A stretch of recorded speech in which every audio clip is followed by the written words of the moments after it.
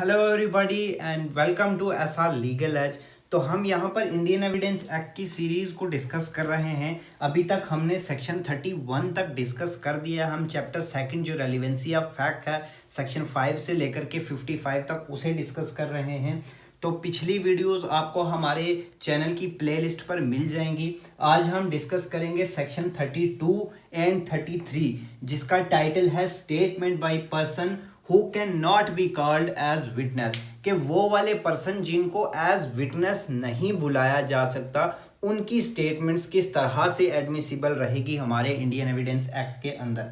तो section this is what our section 32 is all about. Section 32 कहती है cases in which statement of relevant facts by persons who is dead और can not be found.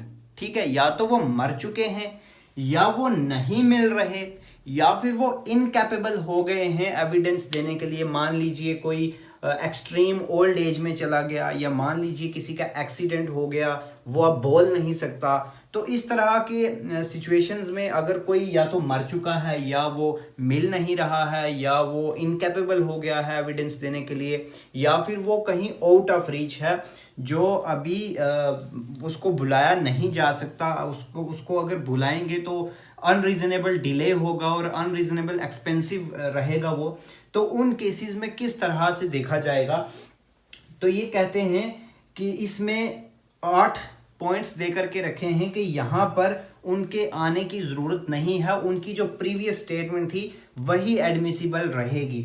जिस तरह सबसे पहले ये कहते हैं कि relates to cause of death. ठीक है, जब किसी पर्सन ने अपनी कोई ऐसी स्टेटमेंट दी थी जिससे ये पता चला कि उसका कॉज ऑफ डेथ क्या था, या फिर कोई ऐसी स्टेटमेंट दी जिससे कोई ट्रांजैक्शन पता चली जिससे उसकी डेथ हुई। ठीक है, मतलब ट्रांजैक्शन विच रिजल्टेड इनटू हिज डेथ। तो 2 एलिमेंट्स हैं यहाँ पर, कॉज ऑफ डेथ और ट्रांजैक्शन विच रिजल्टेड इनटू हिज डेथ। ठीक है, तो अब वो पर्सन मर चुका है तो उसकी जो पिछली स्टेटमेंट थी जो उसने मरते वक्त दी थी वो एडमिसिबल रहेगी। ठीक है, वो यहाँ पर प्रूव्ड मानी जाएगी। इसे हम डाइंग डिक्लेरेशन के नाम से भी जानते हैं। डाइंग डिक्लेरेशन की जब हम बात करते हैं तो डाइंग डिक्लेरेशन बेस्ड है ऑन अ लीगल मैगजिम। वो लीगल मैगजिम क्या है? नेमो मोरिटरस प्रिजुम्टर मेंटिरी। प्रोनाउंसिएशन इधर उधर हो सकता है लेकिन इसका मीनिंग है कि nobody wants to meet his maker with a lie in his mouth, जिसका मतलब है कि कोई भी मरता हुआ आदमी झूठ नहीं बोलता। इस ग्राउंड पे या इस मैगजीन के बेसिस पर उसकी बात को सच माना जाता है और वो रेलिवेंट और एडमिसिबल मानी जाती है। एक इंपॉर्टेंट केस ला है इसमें, Kushal Rao versus state of Bombay. Kushal Rao versus state of Bombay के केस में ये हेल्ड हुआ था कि अगर मैजिस्ट्रेट ने प्रॉपरली वो डाइंग डिक्लेरेशन खुद अगर वो किया है, जो मैजिस्ट्रेट होगा उसने अगर डाइंग डिक्लेरेशन खुद रिकॉर्ड किया है तो उसकी काफ़ी ज़्यादा हायर एविडेंशियरी वैल्यू रहेगी और वो सोल बेसिस ऑफ कन्विक्शन भी बन सकता है अगर प्रॉपरली डाइंग डिक्लेरेशन को मैजिस्ट्रेट ने खुद रिकॉर्ड किया है। तो ये था हमारा पार्ट 1 जो डाइंग डिक्लेरेशन भी कहते हैं। अब part 2 made in the ordinary course of business, कि अगर कोई statement ordinary course of business में दी गई थी और अब उस पर्सन को नहीं बुलाया सकता बिकॉज ऑफ दीज रीजंस, या तो मर चुका है या नहीं मिल रहा है या आउट ऑफ रीच है या फिर इनकैपेबल है, तो वो वाली स्टेटमेंट एडमिसिबल हो जाएगी। एक इलस्ट्रेशन से समझते हैं। मान लीजिए किसी पर्सन की बर्थ क्वेश्चन में है कि उसकी एक्चुअल डेट ऑफ बर्थ क्या थी, तो वो हॉस्पिटल में जब बर्थ होता है तो वहाँ पर वो एंट्री की जाती है ऑर्डिनरी कोर्स ऑफ बिजनेस में, तो वो स्टेटमेंट यहाँ पर एडमिसिबल हो जाएगी। Third one, against interest of the maker. जो स्टेटमेंट दे रहा है अगर उसने खुद ही अपने ही खिलाफ स्टेटमेंट दे दी तो वो भी इसी तरह एडमिसिबल हो जाएगी। एंड बाद में भी लेटर स्टेज में भी वो एडमिसिबल रहेगी अगर वो पर्सन या तो मर चुका है या नहीं मिल रहा है या वो आउट ऑफ रीच है या फिर इनकेपेबल ऑफ गिविंग एविडेंस है। सिमिलरली अगर कोई पब्लिक राइट या कोई कस्टम क्वेश्चन में है तो किसी पर्सन की ओपिनियन थी और अब वो पर्सन या तो मिल नहीं रहा या तो उसको एडवर्स पार्टी ने दूर रखा है या वो मर चुका है, तो उन केसेस में उसकी पुरानी ओपिनियन जो थी रेलिवेंट, एडमिसिबल, प्रूव्ड मानी जाएगी। Relates to existence of relationship. Similarly किसी पर्सन ने कोई स्टेटमेंट दिया था किसी के रिलेशनशिप के बारे में, तो अब वो पर्सन अगर वो रिलेशनशिप अब क्वेश्चन में है तो वो वाली स्टेटमेंट अब अगर वो पर्सन नहीं मिल रहा है तो वो यहाँ पर मानी जाएगी, वो एडमिसिबल मानी जाएगी।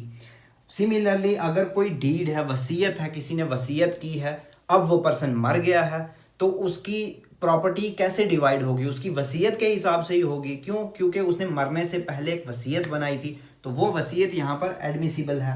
Document related to transaction mentioned in section 13 clause A. Section 13 clause A में एक ट्रांजैक्शन हुई थी कस्टम के बारे में, कि अगर कोई कस्टम या कोई पब्लिक राइट किसी ट्रांजैक्शन में ऑलरेडी हुआ है जहाँ पे वो क्लेम किया था या इस तरह से कुछ था, तो वो ट्रांजैक्शन का जो भी डॉक्यूमेंट रहेगा वो यहाँ पर एडमिसिबल हो जाएगा। Made by several persons and express feelings relevant to matters in question. तो अगर कोई क्वेश्चन है जो जिस पर पब्लिक एट लार्ज ने अपना कोई ओपिनियन दिया है, तो वो अब उनको यहाँ पर कोर्ट में तो नहीं बुलाया जा सकता, लेकिन वो यहाँ पर एडमिसिबल वो वाली स्टेटमेंट हो जाएगी। ठीक है, दिस इज अवर सेक्शन 32। और सेक्शन 33 है relevancy of certain evidence for proving in subsequent proceeding the truth of facts therein stated.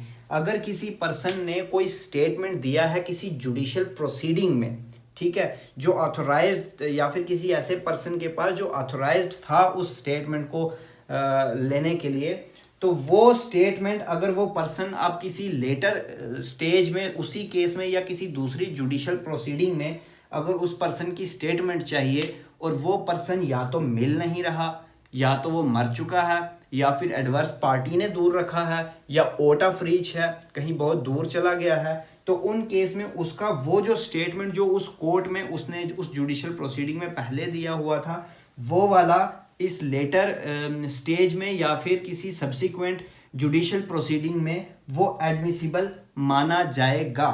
ठीक है, ये था सेक्शन 32 एंड 33। जो सेक्शन 32 है इसका ये जो पहला पार्ट है ये बड़ा इंपॉर्टेंट है, डाइंग डिक्लेरेशन, इसको अच्छे से कर लीजिएगा। तो आई होप आपको 32 और 33 दोनों समझ आ गई होंगी। अगर आपको कोई कन्फ्यूजन रह गई है तो कमेंट बॉक्स में मुझे ज़रूर पूछें, और अगर अच्छी लगी है वीडियो तो अपने अच्छे कमेंट्स तो आप लोग करोगे ही, और अपने दोस्तों के साथ भी ज़्यादा से ज़्यादा शेयर करें और हमारे चैनल को सब्सक्राइब करना ना भूलें। थैंक यू, मिलते हैं अगली वीडियो में।